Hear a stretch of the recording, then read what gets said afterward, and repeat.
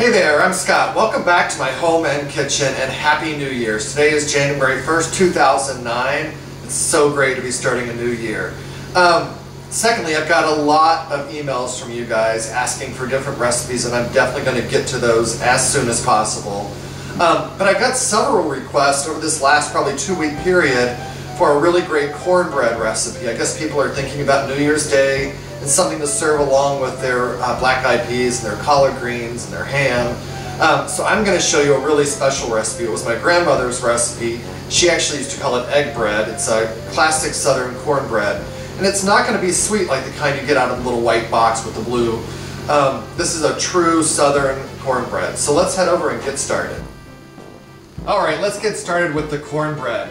First, I have the oven preheated to 400 degrees, and I have a cast iron skillet. It's probably a 12-inch cast iron skillet in there getting preheated as well, and that's going to help form that nice crunchy crust that we want.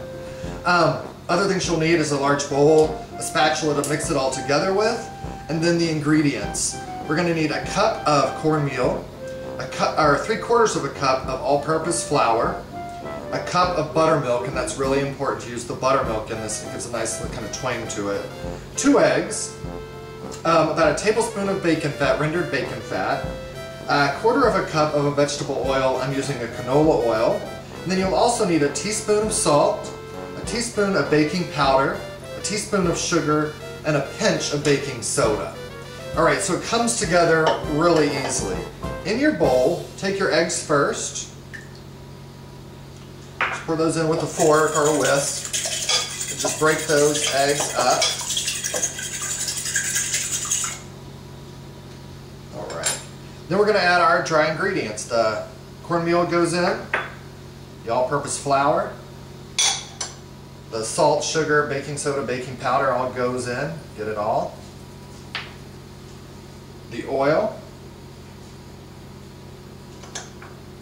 and the buttermilk.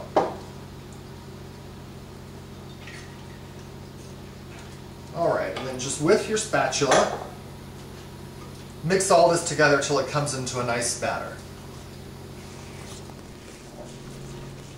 Alright, we got the batter all mixed up. It's looking good. We're going to let it sit for just a moment. You notice we have not used the bacon fat yet. I'll show you where it's going to get used. So in the oven here, I'm going to get out my hot skillet, and it is hot. It's 400 degrees in there, so be careful.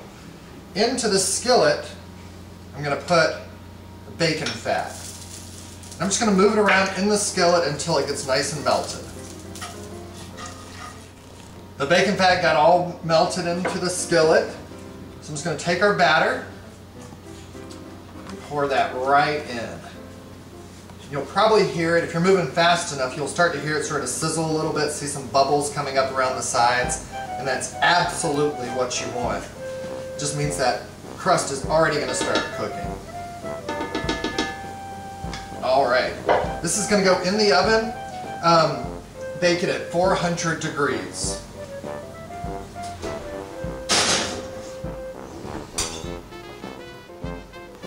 Alright, the cornbread is done, and I forgot to give you the time on that. It's 400 degrees, 20 minutes. You'll test it with the toothpick, just go right into the top, pull it out. If it's clear, you know it's good to go. So let this cool off a little bit. You can pull it out of the pan, and then we'll slice it up and serve it.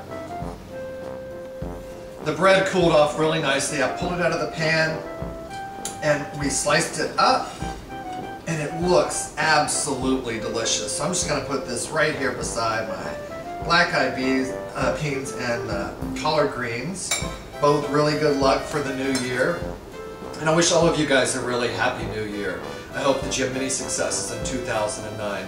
And guys, keep the emails coming. My email address is scottin.oregon@comcast.net if you want to make a comment on this recipe or ask me to prepare a recipe for you, which I'll be happy to do. Alright, take care. Thanks for watching. Bye.